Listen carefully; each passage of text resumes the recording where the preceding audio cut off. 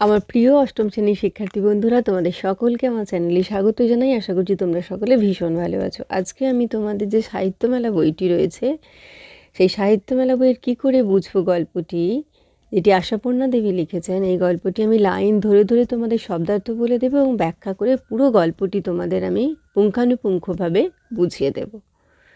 ইতিমধ্যেই যারা চ্যানেলটিকে সাবস্ক্রাইব করে নিয়েছো তাদের সকলকে অসংখ্য ধন্যবাদ জানাই। আর যারা নতুন দেখছো তারাও চ্যানেলটিকে সাবস্ক্রাইব করে নিয়ে পাশে থেকো। প্রথমেই আমি তোমাদের কাছে একটু উপস্থাপন করব লেখিকা পরিচিতি। দেখো, বাংলা সাহিত্যের অন্যতম শ্রেষ্ঠ লেখিকা হলেন আশাপূর্ণা দেবী। 1909 সালে হুগলি জেলার এক রক্ষণশীল ব্রাহ্মণ পরিবারে তিনি জন্মগ্রহণ করেছিলেন। স্কুল কলেজ অর্থাৎ কোনো প্রাতিষ্ঠানিক শিক্ষা না পেলেও অসামান্য সূক্ষ্ম দৃষ্টি, সংবেদনশীলতা, পরিচিত সমাজের অভিজ্ঞতার মাধ্যমে এই মধ্যবিত্ত বাঙালি পরিবারের আবেগ, অনুভব, পারিবারিক সম্পর্ক, আত্মীয়তা, সাংসারিক বিভিন্ন কুটকচালির স্বপ্ন, সম্ভাবনা, মূর্ত প্রকাশ ঘটিয়েছেন তিনি তার গল্প উপন্যাসে। তিনি শিশুদের জন্য বেশ কিছু গল্প রচনা করেছেন। তার রচনার প্রধান গুণ হচ্ছে সহজতা, সরলতা, সাবলীলতা ও সত্যবাদিতা। তার প্রথম প্রতিশ্রুতি, বকুল কথা, সুবর্ণলতা, এই তিনটি উপন্যাস আর কি, তিন প্রজন্মের বাঙালি নারীর জীবন রূপের প্রতিনিধিত্ব করেছেন। তাছাড়া তার উল্লেখযোগ্য রচনাগুলি হচ্ছে ছোট ঠাকুরদার কাশীযাত্রা, অগ্নিপরীক্ষা, সাগর শুকায়ে যায়, সোনার হরিণ ইত্যাদি। তিনি সাহিত্য কীর্তির জন্য রবীন্দ্র পুরস্কার, সাহিত্য একাডেমি পুরস্কার, লীলা পুরস্কার, জ্ঞানপীঠ পুরস্কার প্রভৃতি সম্মানে ভূষিত হয়েছেন। তার অসংখ্য রচনা বিভিন্ন ভাষায় অনূদিত হয়েছে। 1995 সালে এই মহান লেখিকা পরলোক গমন করেন। এবার চলে আসবো এই গল্পটির উৎস সম্পর্কে একটু তোমাদের জানিয়ে দিই। দেখো, আশাপূর্ণা দেবী রচিত কি করে বুঝবো এই গল্পটি কিশোর গল্প সংগ্রহ গ্রন্থ থেকে গৃহীত হয়েছে। মূল গল্পে প্রবেশ করার আগে আমি একটু পাঠ প্রসঙ্গ সম্পর্কে একটু আলোচনা করে নিই। দেখো, আলোচ্য যে গল্পটি কি করে বুঝবো, এই গল্পটি শুধুমাত্র ছোটদের নয়, বড়দের সচেতনতা জাগ্রত করার জন্যেও অত্যন্ত প্রাসঙ্গিক। বাড়ির ছোট সদস্যদের কথাবার্তা ও আচার আচরণ, আচার ব্যবহার কেমন হবে, তার পিছনে বাড়ির বড়দের আচরণের গুরুত্ব যে কতখানি, এবং বড়রা নিজেদের আচরণ সম্পর্কে বা সম্বন্ধে সচেতন না হয়েই সাধারণত ছোটদের শাসন করে থাকেন। এই গল্পে তা চমৎকারভাবে কৌতুকপূর্ণ ভঙ্গিতে কিন্তু আশাপূর্ণা দেবী আমাদের সামনে ফুটিয়ে তুলেছেন। এবার একটু নামকরণ নিয়ে আলোচনা করি। দেখো, সাহিত্যের মূল বিষয়বস্তুর দর্পণ হলো তার শিরোনাম। নামকরণ লেখক এবং পাঠকদের মধ্যে একটা সেতুবন্ধন তৈরি করে।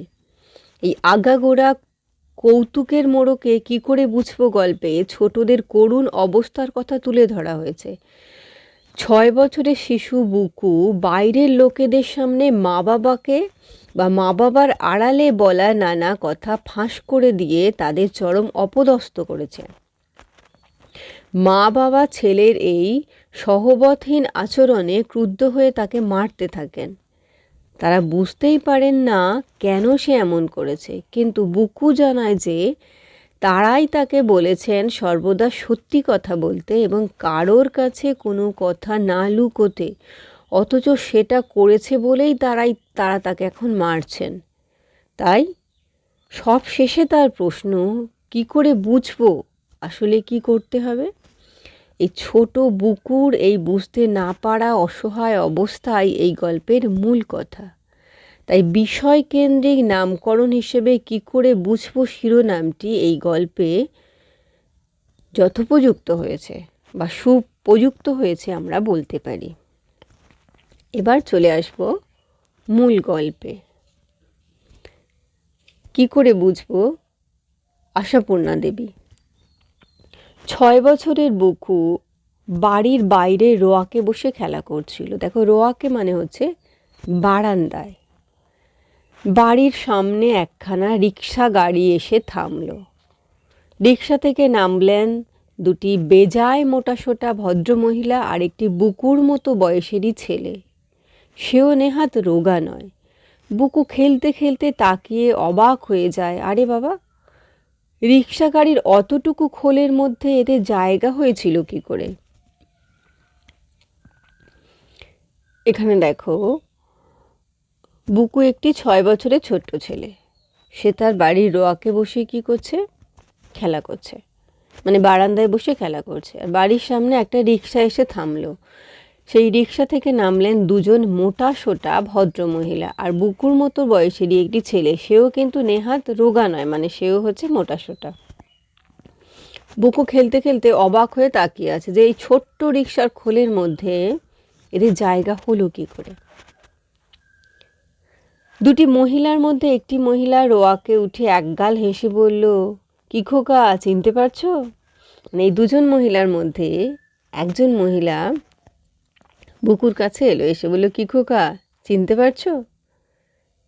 বুকু দুই কোমরে দুই হাত দিয়ে দাঁড়িয়ে ওদের দিকে সোজা তাকিয়ে যেন বেশ তলিয়ে একটু ভেবে নেয়। তারপর গম্ভীরভাবে ঘড়ির পেন্ডুলামের মতো মাথা দুটি, মানে দুদিকে মাথা নাড়ে। মানে বুকু মানে বিজ্ঞের মতো ভাব দেখাচ্ছে আর কি। ওকে যাই বলছে, চিনতে পারছো খোকা? মানে দুই কোমরে দুটো হাত দিয়ে দাঁড়িয়ে সোজা হয়ে তলিয়ে ভাবছে, মানে খুব গভীরভাবে চিন্তা করছে আর কি। তারপরে ঘড়ির পেন্ডুলামের মতো, মানে ঘড়ির দোলন কাল, যেটা দোলন কাঁটার মতো আর কি, দুদিকে মাথা নেড়ে গম্ভীরভাবে, মানে ঘড়ির কাঁটার পেন্ডুলামের মতো মাথা নেড়ে মাথা নাড়ে আর কি, মানে চিনতে পারছে না এটা বুঝিয়ে দেয়। মহিলা দুটি তো ওর ধরন দেখে হেসেই খুন, মানে খুব হাসছে আর কি দুই মহিলা। একজন বললে, আহা, আমরা এসেছিলাম সেই কবে, ওর মনে থাকবে কি করে? ওই দুই মহিলার মধ্যে একজন বলছে, আমরা তো এসেছিলাম অনেক দিন আগে, তাই ওর কি করে মনে থাকবে? বুকু বিজ্ঞের মতো বলে, বিজ্ঞের মতো মানে হচ্ছে জ্ঞানীর মতো, মানে সব জানতার মতো আর কি বলে, তাছাড়া তখন হয়তো এত মোটা ছিলেন না আপনারা, এত মোটা কাউকে দেখিইনি কখনো। মানে ওর মহিলারা বলছেন যে এই বাচ্চা ছেলে, আমরা অনেকদিন আগে এসেছিলাম তাই আমাদের মনে নেই।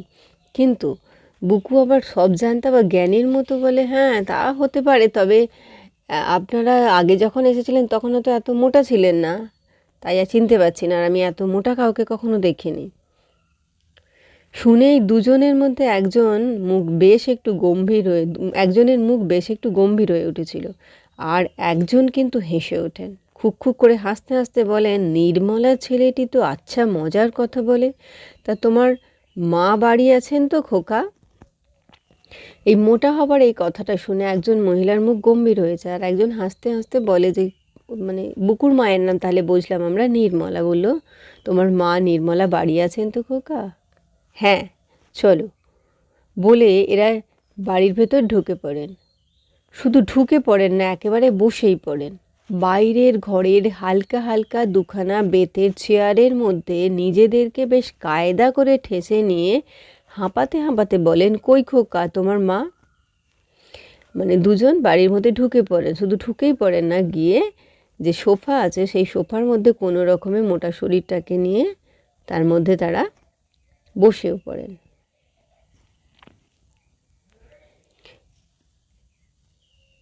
মা? মা তো সেই 3 তলার ছাদে রান্নাঘরে। ওরে বাবা, আঁতকে ওঠেন এরা, 3 তলায়? সিঁড়ি ভেঙে আর উঠতে পারবো না বাবা, রক্ষে করো। মানে বাড়িতে ঢুকে তারা বুকুর মায়ের খোঁজ করছে আর কি। বুকু বলল যে তার মা আছে 3 তলাতে। মানে তারা দীর্ঘ পথ অতিক্রম করে ক্লান্ত হয়ে এসেছে, তো তারা আর ওপরে যেতে পারছে না। ও বাড়ি থেকে কি আজ বেরিয়েছি, 2-3 বাস বদল, শেষ অবধি রিকশায়। যাও দেখিনি বাবা ছুটে, 3 তলায় গিয়ে খবর দিয়ে এসো তোমার মাকে, বলো গিয়ে উত্তরপাড়া থেকে ছেনু মাসিরা এসেছেন। মানে তারা দীর্ঘ পথশ্রমে অত্যন্ত ক্লান্ত হয়ে পড়েছেন, কেননা বুকুদের বাড়ি আসার জন্য তাদের 2-3 বার বাস বদলের শেষে রিকশায় আসতে হয়েছে, তাই তারা সিঁড়ি ভেঙে আর ওপরে উঠতে পারবেন না। বুকুকেই বললেন যে তোমার মাকে গিয়ে তুমি খবরটা দাও যে উত্তরপাড়া থেকে ছেনু মাসিরা বেড়াতে এসেছেন। বুকু ছুটে ওপরে চলে যায়। ইত্যবসরে নতুন আসা ছেলেটি, যার নাম ডাম্বেল, ইত্যবসরে মানে হচ্ছে সেই অবসরে, চেয়ারে গুছিয়ে বসার বদলে একখানা চেয়ার কনুইয়ের ধাক্কায় উল্টেছে। টেবিল ঢাকাটা কুঁচকে টেনে খানিকটা ঝুলিয়ে দিয়েছে।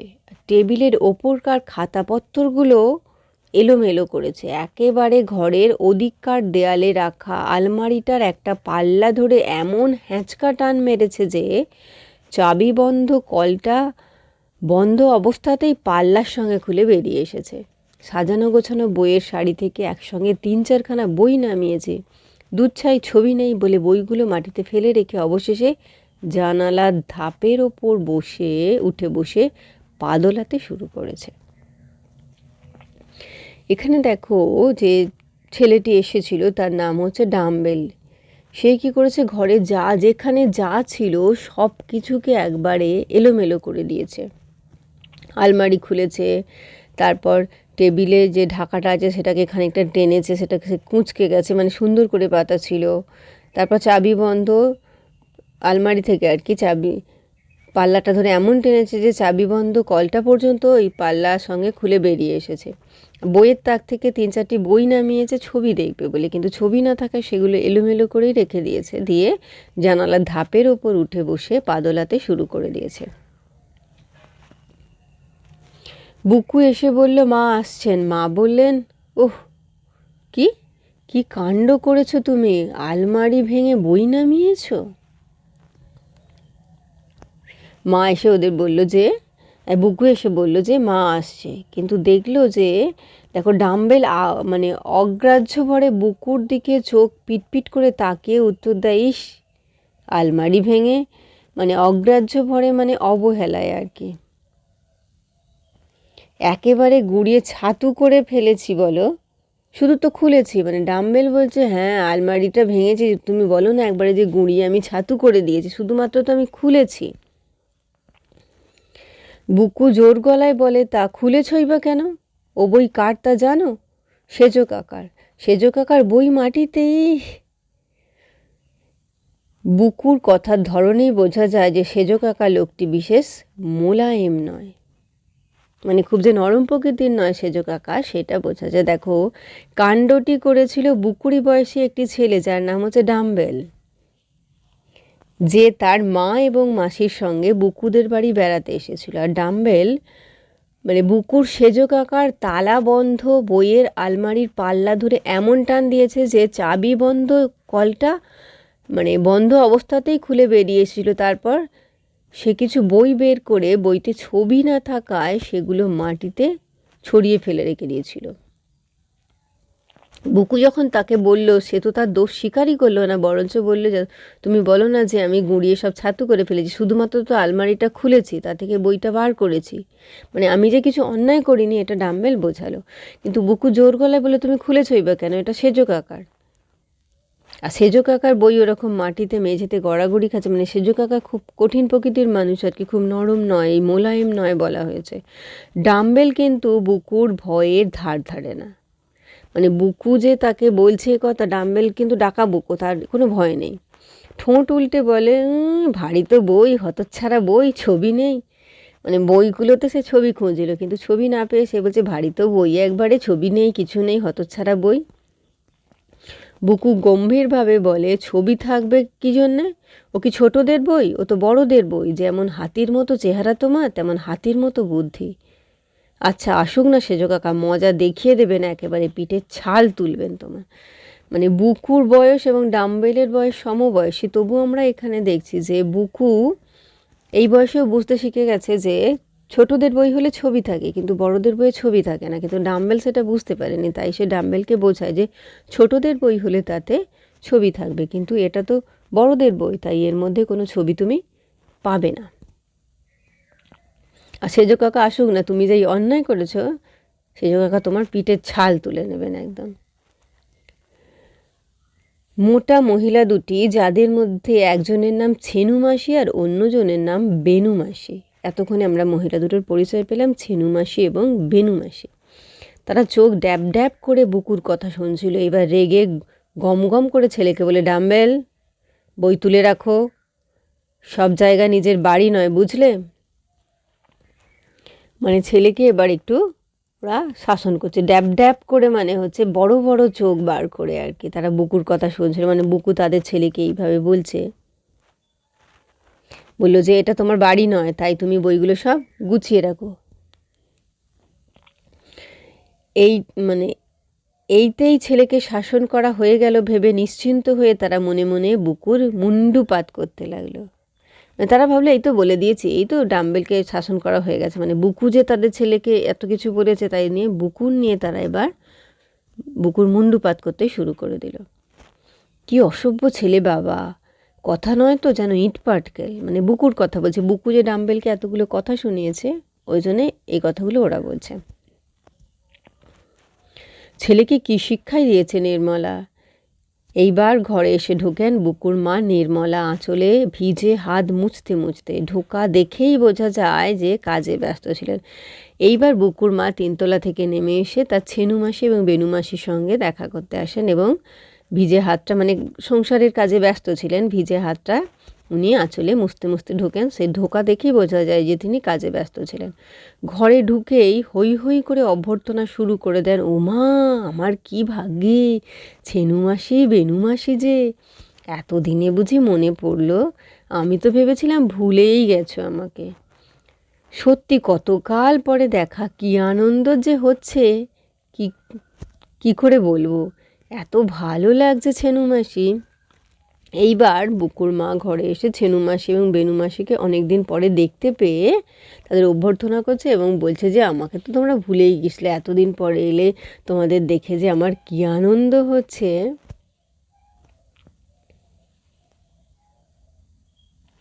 বুকুর মা যতক্ষণ কথা কইছিলেন, বুকু অবাক হয়ে ফেলফেলিয়ে মায়ের মুখের দিকে তাকিয়েছিল। কথা শেষ হতে না হতেই বলে, ও কি মা, এইমাত্র যে বললে বাবারে, শুনে গা জ্বলে গেল, অসময়ে লোক বেড়াতে আসা ভালো লাগে না, এখন আবার ভালো লাগছে বলছো কেন? এখানে দেখো, মানে বেনু মাসি ছেনু মাসির আশাতে বুকুর মা তাদের বাড়িতে যে আগত এই অতিথিদের কথা শুনে বেজায় রেগে যান এবং বুকুর সামনেই বিরক্তি প্রকাশ করেন। অথচ অতিথিদের সামনে এসে তাদের অভ্যর্থনাকালে প্রভূত আনন্দ তিনি প্রকাশ করছেন আর কি। মায়ের এই দুরকমের আচরণের মধ্যে কিন্তু কোনো মিল খুঁজে না পেয়ে বুকু তার মায়ের দিকে অবাক হয়ে ফেলফেলিয়ে তাকিয়ে থাকে। মানে একটু আগেই বুকু মাকে যখন বুকু ডাকতে গিয়েছিল, তখন তার মা কিন্তু খুব বিরক্তি প্রকাশ করেছিল যে তার যেন গা জ্বলে গেল, কারণ অসময়ে বাড়িতে লোক বেড়াতে আসা ভালো লাগে না। কিন্তু কয়েক মুহূর্তের ব্যবধানে, মানে সময়ের এইটুকু ব্যবধানে, মায়ের মুখে সম্পূর্ণ বিপরীত কথা শুনে বুকু অবাক হয়ে ফেলফেলিয়ে মায়ের দিকে তাকিয়ে থাকে। তখন মাকে বলছে, মা তুমি যে এইমাত্র বললে যে গা জ্বলে যায়, অসময়ে লোক আসা ভালো লাগে না, এখন তাহলে বলছো? ছেলের কথা শুনে বুকুর মার মাথায় বজ্রাঘাত। এ কি সর্বনেশে ছেলে! এখানে দেখো, বুকু যখন তার মাকে অতিথিদের আগমনের সংবাদ দিয়ে জানিয়েছিল আর কি, তিনতলায় দিতে গিয়েছিল, তখন তিনি বিরক্ত হয়েছিলেন। মানে বুকুর সামনেই বলেছিলেন যে অসময়ে বাড়িতে লোক আসা, বেড়াতে আসা ভালো লাগে না, অথচ পরে অতিথিদের সামনে তার এই মনোভাব সম্পূর্ণ গোপন করিয়ে তিনি তাদের সাদর অভ্যর্থনা জানিয়ে আনন্দ প্রকাশ করছেন, কারণ সেটাই হচ্ছে সামাজিক ভদ্রতা। কিন্তু বুকু অল্প বয়সী হওয়ায় তার এই সামাজিক বোধ জন্মায়নি।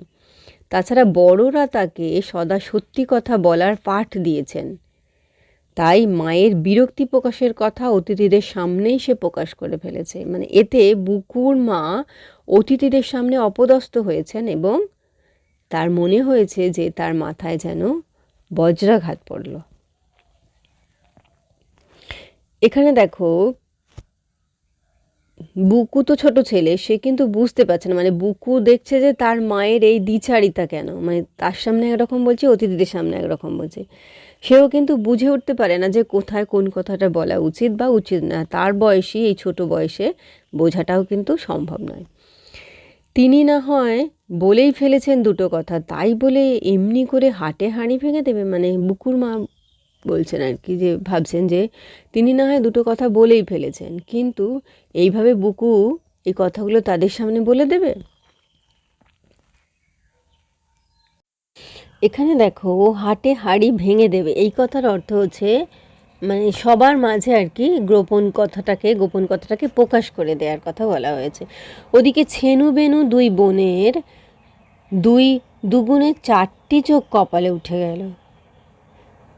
তারা বলে কত তোড়জোড় করে সেই উত্তরপাড়া থেকে ভবানীপুরে ছুটে এসেছেন পাতানো বঞ্জির সঙ্গে দেখা করতে, আর তার কাছে কিনা এই অভ্যর্থনা। তাহলে এতক্ষণ বোঝা গেল যে বুকুর মা হচ্ছে পাতানো বঞ্জি, ওরা দুজন হচ্ছে ছেনু মাসি এবং বেনু মাসি।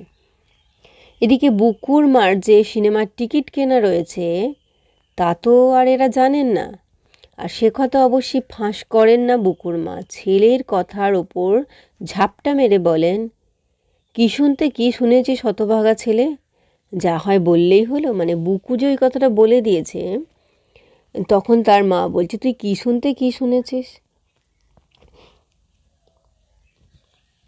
ছেনু মাসি চালতা চালতা গাল ফুলিয়ে তালের মতো করে গম্ভীরভাবে বলেন, চালতা চালতা মানে হচ্ছে ফোলা ফোলা গালটাকে আর কি, আহা, তা ছেলেকে গাল দিচ্ছ কেন নির্মলা? সত্যিই তো অসময়ে এসে পড়ে কাজের ক্ষতি করে দিলাম। ছেনু মাসি বলছেন, হ্যাঁ, ওকে মুখ করছো কেন, ওকে বকছো কেন? আমরা অসময়ে এসে তো তোমার কাজের ক্ষতি করেই দিলাম। বুকুর মা ব্যাকুল হয়ে বলল যে, কিচ্ছু না মাসিমা, এ সময়ে কোনো কাজ থাকে না আমার, এখন বিকেলবেলায় আবার এত কী কাজ। কিন্তু বুকুর মা বলছে যে, না, আমার এখন কোনো কাজই থাকে না, বিকেলবেলায় আবার কী কাজ। কিন্তু বুকু শেষ করতে দেয় না, টপ করে তাড়াতাড়ি বলে ওঠে, টপ করে মানে শীঘ্র বা খুব দ্রুত বলে ওঠে, বাহ, কাজ নেই কি, এখনই তো গাদা গাদা কাজ। মানে বুকুর মা একরকম বলছে, বুকু কিন্তু তার মায়ের ওপরেই শীঘ্র বলে দিচ্ছে যে কাজ নেই কি, এখনই তো গাদা গাদা কাজ। মানে গাদা গাদা মানে ঘেঁষাঘেঁষি বা আমরা ঠেসাঠেসি বলি, মানে অনেক কাজ থাকলে যেটা হয়। সিনেমার টিকিট কেনা রয়েছে না আমাদের, বাবা এলেই তো চলে যাব, তাড়াতাড়ি রুটি টুটি সব করে নেবে না। মানে এবার ওদের সামনে বলে ফেলেছে যে বিকেলেই তো কাজ, সিনেমার টিকিট কাটা রয়েছে, তো আমরা তো সিনেমা দেখতে যাব, তাই তো তুমি তাড়াতাড়ি করে রুটি ফুটি সব করে নেবে। এত তাড়াতাড়ি কথা বলে বুকু, তাকে আর কথার মাঝখানে থামানোই যায় না। মানে বুকু গড়গড় করে সব কথাটা বলেই দেয়, তাকে কিন্তু তার মা আর থামাতেই পারে না। এরপর যদি বুকুর মা কালো ছেলের কান মুলে লাল করে ছাড়েন,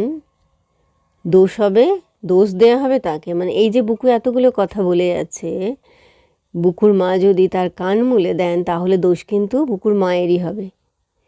কান মুলে দিয়ে ধমক দেন, যা বেরো হতভাগা লক্ষ্মী ছাড়া ছেলে, ভূতে পেয়েছে নাকি আজকে, সত্যি এ ছেলেকে ধরে আছাড় মারলে রাগ যায়।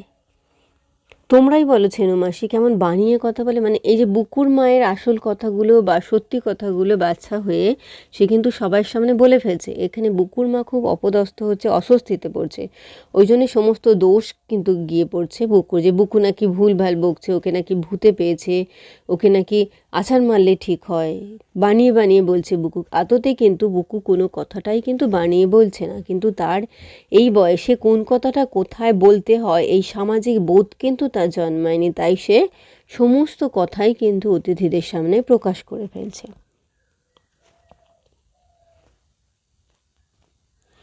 বুকু চলে যেতে বুকুর মা ডাম্বেলকে নিয়ে পড়েন। ও মা, ডাম্বেল যে দেখিনি এতক্ষণ, এত বড় হয়ে গেছে, আর কি সুন্দর দেখতে হয়েছে। বেনু মাসি, তোমার এই ছেলেটির বোধহয় সবচেয়ে ফর্সা, তাই না? বলছে একেই তো পরের কালো ছেলেকে ফর্সা বলা, বিচ্ছু ছেলেকে সোনা ছেলে বলার নিয়ম, তাছাড়া আবার নিজের ছেলেকে বেয়াড়া, মানে বেয়াড়া অর্থে হচ্ছে যে বদ, যেটাকে আর কি কথাগুলো ভুলিয়ে দেওয়ার জন্যে বেশি করেই বলতে হয় বুকুর মাকে, নইলে সত্যি কিছু করে ডাম্বেল আহামরি ফর্সা নয়। আহামরি অর্থে এখানে বিস্ময়সূচক বা প্রশংসাসূচক অর্থে ব্যবহৃত। যে দেখো, এতক্ষণ যে কথাগুলো হচ্ছিল মানে বুকুর মা অতিথিদের সামনে অপদস্থ হয়েছেন, তাই কথাটা ঘুরিয়ে দেওয়ার জন্যে ওই কালো ছেলেকেও কিন্তু ডাম্বেলকেও কিন্তু ফর্সা বলছে, ডাম্বেলকেও ভালো ছেলে বলছে, মানে কথাগুলো ঘুরিয়ে দেওয়ার জন্য এই কথাটা বলছে। বেনু মাসি এবারে একটু প্রসন্ন হয়ে বললেন, একটু খুশি হলেন আর কি, ডাম্বেলের যেহেতু প্রশংসা করা হচ্ছে। না, ডাম্বেলও ছেলেবেলায় ওই রকমই ছিল, এখন রোদে ঘুরে ঘুরে তা তোমার বুকু তো কালো হয়ে গেছে। মানে আমার বুকু তো কালোই ছিল। তারপর ডাম্বেল বাবু, মানে বুকুর মা বলছে যে ছেলের কিন্তু নিন্দে করছে, ডাম্বেলের খুব প্রশংসা করছে, মানে ছেনু মাসি বেনু মাসিকে খুশি করার জন্য, মানে এতক্ষণ এই ঘটে যাওয়া ঘটনাটা একটু চাপা দেওয়ার জন্য।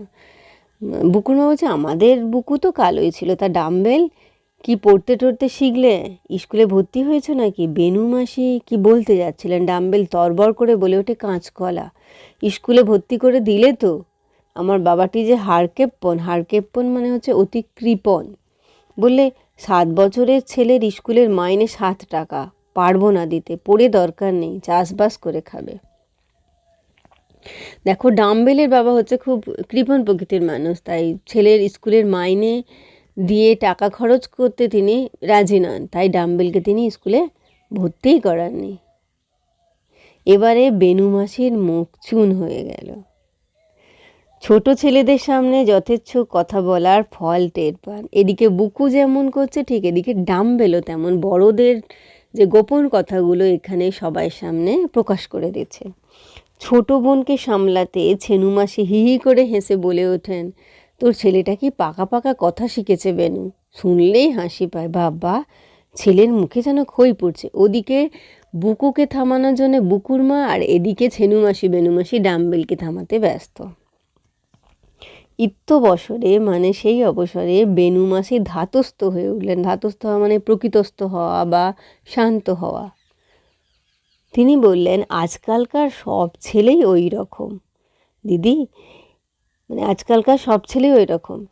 এই এক্ষুনি দেখলে না নির্মলার ছেলে বুকু, ডাম্বেল বই দুখানা একটু হাত দেবার জন্য কীরকম শাঁসালো, শাঁসালো মানে হচ্ছে এখানে তোমায় ভয় দেখালো বা প্রতিশোধ নিল এরকম।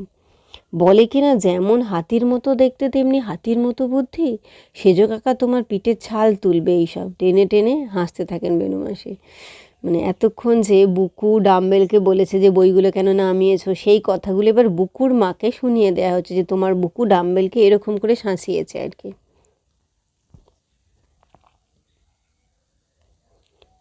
শুনেই তো বুকুর মার আক্কেল গুরুম। আক্কেল গুরুম শব্দের অর্থ হচ্ছে হতবম্ব হয়ে যাওয়া। হঠাৎ আজ কি হলো ছেলেটার, সত্যিই ভূতে টুতে পেয়ে গেল? কই, এমন অদ্ভুত বেয়ারা তো ছিল না।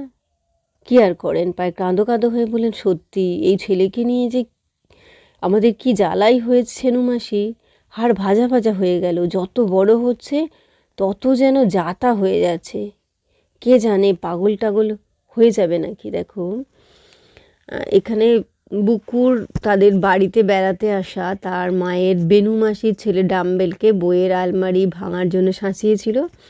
তারপর সে আড়ালে বলা তার মায়ের কথাগুলো অতিথিদের সামনে ফাঁস করে দিয়ে মাকে অপদস্থ করেছিল।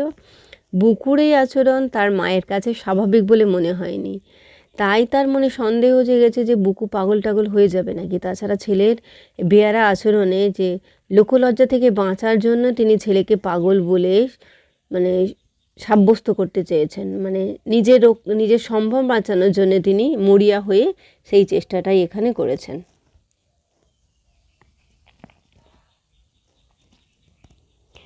পাগলা বলে যদি দোষ খণ্ডায়, খণ্ডায় মানে নিবারণ করা আর কি। ছেনু মাসি অবশ্যই তেমন বোকা নয় যে সহজে ছেলেকে পাগল বললেই তাই বিশ্বাস করবেন। মনে মনে ভাবেন মোটেই তা নয়, বরং পাগল বানাতে পারে লোককে তিনি মনে মনে। কিন্তু ছেনু মাসি ভাবেন যে না, ও পাগল নয়, ও বরঞ্চ লোককে পাগল বানাতে পারে। হঠাৎ একটা হুড়মুড় ঝনঝন শব্দে তিনজনই চমকে ওঠেন। আর কিচ্ছু নয়, শেলফের ওপর থেকে টেবিল ল্যাম্পটাকে ভেঙে শেষ করে দিয়েছে ডাম্বেল। শেলফের থেকে মানে বইয়ের তাক থেকে আর কি টেবিল ল্যাম্পটা ছিল, সেটাকে ফেলে একদম ভেঙে খান খান করে দিয়েছে ডাম্বেল। এবারে আবার ছেনু বেনু দুই বোনের অপ্রতিভ হবার পালা, মানে অবাক হয়ে যাবার পালা। কিন্তু বুকুর মা হ্যাঁ হ্যাঁ করে ওঠেন, আহা আহা যাক বেনু মাসি, ছেলেকে আর বকতে হবে না, ছোট ছেলে দুরন্ত হবে না একটু, মাটির পুতুলের মতন চুপচাপ করে থাকবে, ছটফটে ছেলেই আমার ভালো লাগে। মানে এই যে ভেঙে ফেলেছে এখানে, কিন্তু ওদের সামনে কিন্তু বুকুর মা কিছু বলতে পারছে না। বলছে ঠিক আছে, বাচ্চা ছেলে ভেঙে ফেলেছে, ঠিক আছে চলো, কি মাটির পুতুল নাকি যে চুপচাপ বসে থাকবে, ও ছটফটে ছেলেই আমার ভালো লাগে। মানে অতিথিদের সামনে কিন্তু বুকুর মা কথাগুলো বলছে। কাঁচ কুড়োতে বুকুর মা আরও বলেন, যে ছেলেরা ছোটোবেলায় দুরন্ত থাকে তারাই নাকি বড় হয়ে মহাপুরুষ হয়। মানে ডাম্বেলের কিন্তু প্রশংসাই করছে এখানে, মনে মনে কিন্তু বিরক্ত হলেও প্রকাশ করছে যে না, ছোট ছেলে একটু দুরন্ত তো হবেই, বড় হয়ে ঠান্ডা হয়ে যাবে, মহাপুরুষ হবে। এখানে মহাপুরুষ অর্থে মহান যে মানুষ আর কি, তার কথাই বলা হয়েছে। তারপর গল্প চলে, যত সব মেয়েলি গল্প আর কি, কবে মেয়ের বিয়ে হলো, কাদের বইয়ের কী কী গয়না হলো, শাড়ির আজকাল কীরকম জলের দর হয়ে গেছে, ছেনু মাসিরা তো আলমারি বোঝাই করে ফেলেছেন শাড়ি কিনে কিনে। মানে বুকুর মা রাখছেন না কেন এই বেলা, এইসব আলোচনা। গল্প থামাতে হয় বুকু আর বুকুর সেজ খুড়িমা দুজনে মিলে অতিথিদের জন্য চা আর খাবার নিয়ে আসেন, বড় বড় রাজভোগ, ভালো ভালো সন্দেশ, সিঙাড়া, নেমকি। অতিথিদের জন্য এখানে বুকু আর বুকুর সেজ খুড়িমা আর কি, খুড়িমা অর্থে কাকিমা, অতিথিদের জন্য চা নিয়ে আসেন আর সেই সঙ্গে রাজভোগ, ভালো ভালো সন্দেশ, সিঙাড়া, নিমকি সব খাবার দাবার নিয়ে আসেন। ছেনু মাসিরা খাবো না করেন, অবশ্যই যেন ভয়ানক একটা কষ্টকর কাজ করছেন, এইভাবে খেয়ে ফেললেন সবই। মানে প্রথমে খাবো না করছিলেন, কিন্তু তারপরে ওনারা খেয়েই ফেললেন। মানে ওনারা বোঝালেন যেন কি একটা কষ্টকর কাজ করলাম আর কি। ডাম্বেল গাউ গাউ করে সব খেয়ে ফেললো, রেকাবির রস চাটে বসে বসে। বুকুর মা বলেন, এই বুকু, তোর বাবা এসেছেন অফিস থেকে, বলগে যা মাসিমারা এসেছেন। তা বাবা খুব জানেন, সেই জন্যেই তো চোটে মোটে লাল হয়ে বসে আছেন। মানে বুকুর মা বুকুকে বলছে যে মাসিরা এসেছে, বাবাকে গিয়ে বল। বুকু বলছে বাবা সব জানে, আর জেনেই তো বাবা একদম চোটে মোটে মানে রেগে গিয়ে বসে আছেন। বললেন, খুব যা হোক ছেনু মাসিরা বেড়াতে আসার আর দিন পেল না। মানে বাবা কি বলেছে এবার সেটাও ফাঁস করছে। বলছে খুব যা হোক মাসিরা আর বেড়াতে আসার সময় পেলে না, আমাদের সিনেমার টিকিটগুলো পচাবার জন্য বেছে বেছে আজই আসতে হলো, আজই আসতে ইচ্ছে হলো। মানে বুকুর বাবা যে কথাটা বলেছে যে আমাদের আজকে সিনেমার টিকিট কাটা ছিল, ঠিক আজকেই সিনেমার টিকিটগুলো পচানোর জন্য বেছে বেছে আজকেই আসছিলো। মানে আমরা তো আর সিনেমা দেখতে যেতে পারবো না, ওই জন্য বুকুর বাবা এই কথাটা বলেছেন। হায় হায় কী করবেন বুকুর মা, ছেলেকে চর কষাবেন, নিজেরই গালে মুখে চড়াবেন, এই আবার কি ভীষণ শত্রুতা শুরু করেছে আজ বুকু। আর কি বলে মুখ রক্ষা করবেন নিজের। মানে এখানেও দেখো এতক্ষণ বুকুর মা অপদস্থ হয়েছেন, এবার বুকুর বাবা যে কথাগুলো বলেছে আড়ালে সেগুলোও বুকু এদের সামনে এসে ফাঁস করে দেন। বুকুর মা এবার কিভাবে মুখ রক্ষা করবেন, মানে নিজের সম্মান কিভাবে বাঁচাবেন, ব্যস্ত হয়ে পড়লেন। শুধু মনে মনে ভাবতে থাকেন এরা একবার উঠলে হয়, মানে এরা একবার চলে গেলে তারপর বুকুকে উনি দেখবেন। ছেলের হাড় এক ঠাঁই মাছ এক ঠাঁই করে ছাড়বেন। মাছ অর্থে এখানে কিন্তু মাংস, মানে ছেলেকে মেরে পিষে ফেলবেন আর কি, এটাই বোঝাচ্ছেন, ভাবছেন মনে মনে।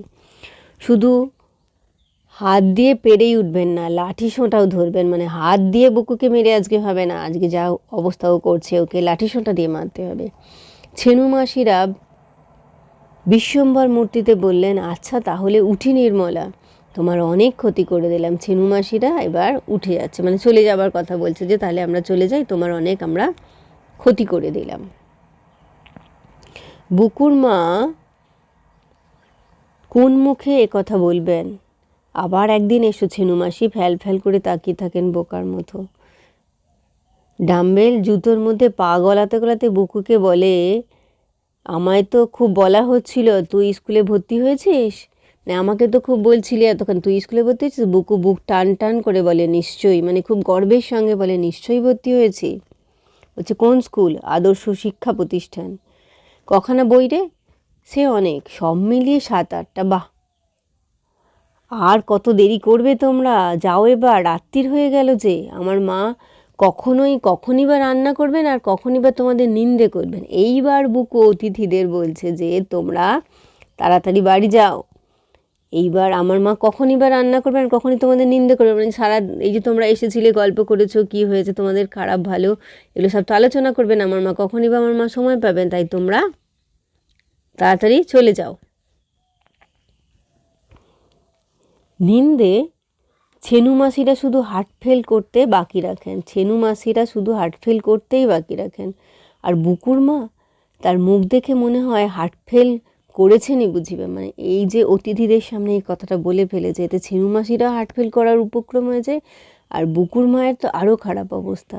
এবারে ডাম্বেল ঘুষি পাকিয়ে আসে, নিন্দে কেন রে, নিন্দে কিসের, মানে ডাম্বেল এবার রেগে গেছে, ঘুষি পাকিয়ে বুকুর দিকে আসে। নিন্দে করবে মানে কেন নিন্দে করবে, বা নিন্দে করা হবে না? বুকু যেন অবাক হয়ে গিয়েছে। এইভাবে বলে, বেড়াতে আসা লোক চলে গেলে নিন্দে করতে হয় না তাদের? মানে বুকু দেখেছে যে তার বাড়িতে কোনো অতিথি আসার পর বাড়ি থেকে চলে গেলে বুকুর মা তাদের নিন্দে করে, ওই জন্যে বলছে বল শয়তান ছেলে, কেন ওরকম কথা বললি, মানে এবার শাসন করছে আর কি ছেলেকে। বলছে বলতে হবে না, ছেলেটা কি অসভ্য হ্যাংলা, মাসিরা কি অহংকারী, এসে তো মাথা কিনেছেন, শুধু শুধু এক গাদা পয়সা খরচ হয়ে গেল। তাছাড়া মানে মাসিরা যে লোভী, হ্যাংলা মানে লোভী, এই মিষ্টি দেওয়া হলো খেয়ে গেল, অসময়ে এলো, এই যে অহংকারী মাসিরা কি, এইগুলো তো সব আলোচনা করতে হবে। মানে মিষ্টি খেলে এক গাদা টাকা পয়সা খরচা করে গেল। এছাড়া বুকু এত তাড়াতাড়ি কথা বললে, ধরলে কথা থামাইকে, মানে বুকু যখন কথা শুরু করে তখন তাকে কেউ থামাতে পারে না, যা বলবার সবই বলে নেয় সে। তবু ওর তা ছাড়া কে থামিয়ে দিয়ে ছেনু মাসি বললে, বলো বাবা, প্রাণ ভরে বলো, বলে গটগট করে চলে যান। পিছন পিছন বেনু মাসি আর ডাম্বেল, মানে না, যা বলতে ইচ্ছে চায় তুমি বলো, বলে গটগট করে আর বেরিয়ে গেল। আর ওরা বেরোবার সঙ্গে সঙ্গে বুকুর মা রণচণ্ডী মূর্তি নিয়ে শুরু করে দিয়েছে ছেলেকে ঠ্যাঙাতে। রণচণ্ডী মানে হচ্ছে ভয়ঙ্কর মূর্তি, ঠ্যাঙাতে মানে হচ্ছে মারধর করতে, ঠ্যাঙার আর চেঁচান, বল শয়তান ছেলে, কেন ওরকম কথা বললি, বল বল শিগগির, মেরে মেরে তোকে মেরেই ফেলবো আজ। তবু চুপ করে আছিস কেন, ওসব বললি, যতক্ষণ না বলবি মার থামাবো না আমি, লক্ষ্মী ছাড়া পাজি বাঁদর, লোকের সামনে আমার মুখে চুনকালি। এখানে দেখো বুকুর মা বুকুকে শাসন করছে। বুকু যে এতক্ষণ যে ঘটনাগুলো ঘটিয়েছে সেটা বুকুর মায়ের চোখে অস্বাভাবিক মনে হয়েছে, যে লোকের সামনে তুই কেন এগুলো করলি। তাই অতিথিরা চলে যাবার পর বুকুর মা বুকুকে মারধর করছে আর বলছে, বল কেন তুই এরকম লোকের সামনে আমাকে অসম্মান করলি। গোলমাল শুনে বুকুর বাবা এসে হাজির। কি হলো কি, ছেলেটাকে বেধড়ক পেটাচ্ছ কেন? বলছে পেটাবো না। বুকুর মা হাঁপাতে হাঁপাতে বলেন, পিটিয়ে ওকে তক্তা করব আমি, মানে মেরে মেরে একদম সোজা করে দেবে, তক্তা করে ফেলবে একদম। জানো ও কি করেছে আজ? একে একে ছেলের ভুতুরে বুদ্ধির কথা বলতে থাকেন মা আর শুনতে থাকেন বাবা, রেগে আগুন হয়ে ওঠেন। আর তিনিও লেগে যান প্রহারে। এখানে প্রহার অর্থে মারধর, মানে মাও একদিকে ঠ্যাঙাচ্ছে, বাবাও একদিকে মারধর করছে, দুজনে মিলেই বুকুকে শাসন করছে, মানে সারাদিন কি হয়েছে সেগুলো সব জানাচ্ছে। সত্যিই যে ছেলে মা বাপকে এভাবে বাইরের লোকের কাছে অপদস্থ করে, অপদস্থ অর্থে অপমানিত করে, তাকে মেরে তক্তা করে ফেললেই কি রাগ মেটে? মানে এই যে সারা দিন লোকের সামনে অপদস্থ করেছে, ওকে মেরে ফেললেই কি তাদের সমস্ত রাগকে মিটে যাবে? দুজনে মিলে চেঁচান, বল বল কেন ওসব বললে। মানে বাবা মা দুজনেই শিশুর আচরণ, মানে গুরুজনদের নির্দেশ মেনে চলেছে এখানে। মানে ওকে বলা হয়েছে যে সবসময় সত্যি কথা বলবে আর কি, সেই জন্যেই ও মেনে চলেছে। বুকু অনেকক্ষণ গোঁ ধরে চুপ করে মার খাচ্ছিল, আর পারে না, ডুকরে কেঁদে উঠে বলে, নিজেই তো দুপুরবেলা 100 বার করে বললে সবসময় সত্যি কথা বলবি, কারো কাছে কিছু লুকোবি না, এখন আবার নিজেই মারছো, কি করে বুঝবো আসলে কি করতে হবে। এখানে ব্যাপারটা একটু লক্ষ্য করো, মানে শিশুর আচরণ গুরুজনের নির্দেশ মেনেই চলে। দুপুরবেলা বুকুর মা বুকুকে বলেছে সবসময় সত্যি কথা বলবে, কোনো কথা লুকোবে না। তো পাঠ্য গল্পের বুকুও তাই করেছে, বাবা মা তাকে সদা সত্যি কথা বলার শিক্ষা দিয়েছে, আর বুকু শিশু, তাই তার পর্যাপ্ত লৌকিকতার জ্ঞান এবং সামাজিক বোধ জন্মায়নি। কোন কথা কোথায় কতখানি বলা উচিত এই জ্ঞান তার ছিল না স্বাভাবিকভাবেই। কিন্তু বাবা মায়ের আজ্ঞা সে পালন করতে জানতো, আর সেই অনুযায়ী সব সময় সে সত্যি কথাই বলেছে। তার আচরণের ফলে বাবা মাকে কতটা অপ্রস্তুতে পড়তে হবে তা না বোঝাতেই তার এমন কথা সে বলেছিল। মানে সে বুঝতে পারেনি বাচ্চা মানুষ যে কোথায় কখন কোন কথাটা বলতে হয় আর কোন কথাটা বলতে নেই। মানে বুকুর আচরণে মনে হতে পারে যে সে একটি অকালপক্ষ, মানে অসময়ে পেকে যাওয়া ছেলে, বেয়ারা ছেলে, কিন্তু গল্পের শেষে বোঝা যায় যে আসলে সে তার মায়ের আদেশই পালন করেছে। তার মা তাকেই বলেছে সবসময় সত্যি কথা বলতে, কোনো কথা না লুকোতে। বুকু তার শিশুসুলভ বুদ্ধিতে তাই কোনো কথা না লুকিয়ে অতিথিদের সামনেই সব সত্যি কথা ফাঁস করে দিয়েছে। মানে বালকোচিত অনভিজ্ঞ মানসিকতায় এই বিভ্রান্তিকর আচরণের মূল কারণ আর কি। এখানে কিন্তু স্বাভাবিক অর্থে দেখতে গেলে বুকু বাচ্চা, তাই বুকু জানে না যে কোথায় কি বলতে হবে। তার মানে বড়দের যে আচরণ, সেই আচরণ অনুযায়ী কিন্তু ছোটরা তাদের থেকে শিক্ষা নেয়। তাই বড়দেরও উচিত যে তাদের আচার আচরণের মধ্যে একটু বদল আনা। মানে বাড়ির ছোট সদস্যদের কথাবার্তা আচরণ কেমন হবে তার পেছনে বাড়ির বড়দের আচরণের গুরুত্ব যে কতখানি এই গল্প থেকে সেটাই বোঝা যায়। মানে বড়রা নিজেদের আচরণ সম্পর্কে বা সম্বন্ধে সচেতন না হয়েই ছোটদের শাসন করতে থাকেন। আর এই গল্পে চমৎকারভাবে লেখিকা আশাপূর্ণা দেবী সেই কৌতুকপূর্ণ ভঙ্গিতেই সেই ব্যাপারটিকে আমাদের সামনে উপস্থাপন করেছেন। তাই বুকু শেষে বলেছে যে কি করে বুঝবো আসলে কি করতে হবে। মানে বুকু অসহায়ভাবেই কিন্তু এটা প্রকাশ করেছেন। তাহলে অষ্টম শ্রেণী তোমাদের আশাপূর্ণা দেবীর লেখা কি করে বুঝবো গল্পটি বোঝালাম। আশা করি সকলে বুঝতে পেরেছো। ভিডিওটি ভালো লাগলে লাইক করো, কমেন্ট করো, বন্ধুদের মধ্যে শেয়ার করো। আর আগামী দিনে নতুন নতুন ক্লাসগুলো পাওয়ার জন্য অবশ্যই চ্যানেলটিকে সাবস্ক্রাইব করে নিয়ে পাশে থেকো। আর সকলে খুব ভালো থেকো।